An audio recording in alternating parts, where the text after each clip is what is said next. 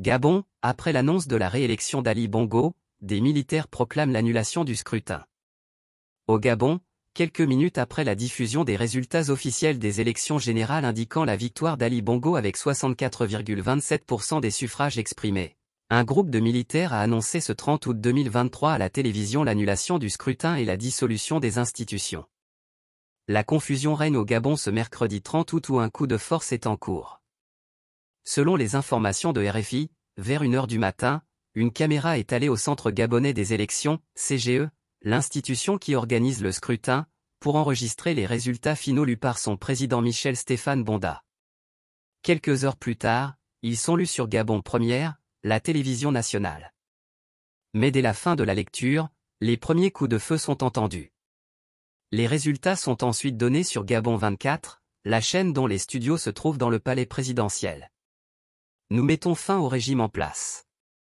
Au moment où les chiffres étaient égrenés, juste avant 5 heures du matin, la diffusion est coupée pendant quelques minutes. Une douzaine de militaires apparaissent ensuite à l'écran.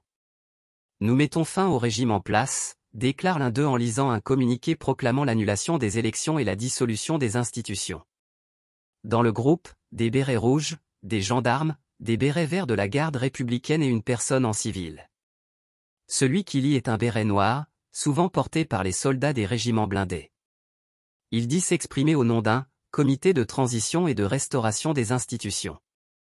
Après avoir constaté une gouvernance irresponsable, imprévisible qui se traduit par une dégradation continue de la cohésion sociale risquant de conduire le pays au chaos, nous avons décidé de défendre la paix en mettant fin au régime en place, poursuit-il. À cet effet, les élections générales du 26 août 2023 ainsi que les résultats tronqués sont annulés. Fermeture des frontières. Toutes les institutions de la République sont dissoutes, le gouvernement, le Sénat, l'Assemblée nationale, la Cour constitutionnelle.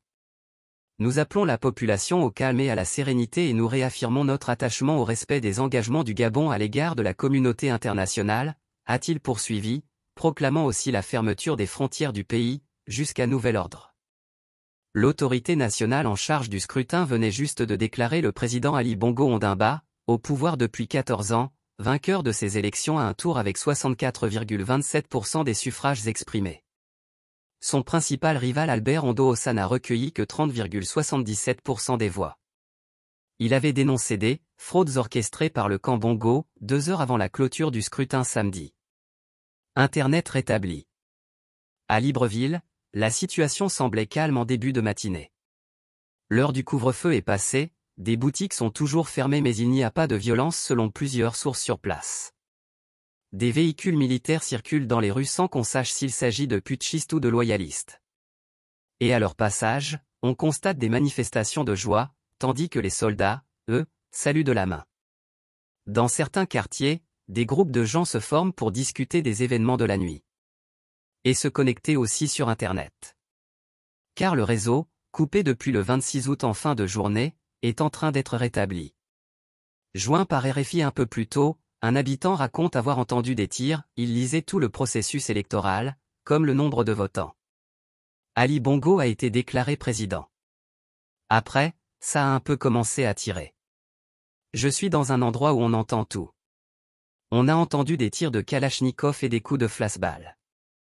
Je pense que c'est pour faire peur aussi aux gens pour qu'ils ne sortent pas, et des bombes lacrymogènes dans certains quartiers. C'est un peu angoissant. On s'était déjà tous préparés. Beaucoup d'entre nous avaient déjà fait des courses de ravitaillement. Ce qui nous libère un peu, c'est que depuis 2 jours, on peut appeler l'extérieur. Mais il y a 2 jours, on ne le pouvait pas. Un autre résident de Libreville ajoute, quand je me suis levé, on a mis la chaîne de télé nationale. Le président du Centre gabonais des élections proclamait les résultats. Juste quelques minutes après avoir annoncé Ali Bongo vainqueur, on a commencé à entendre des coups de feu dans mon quartier. À quelques mètres de mon quartier, l'armée est basée. Les tirs ont duré une dizaine de minutes. C'était vraiment des armes lourdes. On a l'habitude d'entendre des petits coups de feu. Je m'interrogeais, qu'est-ce qu'il se passe? Pourquoi l'armée est-elle en train de tirer? À ce moment-là, je pensais que la population était en train de manifester contre les résultats qui étaient proclamés. C'est la première pensée que j'ai eue.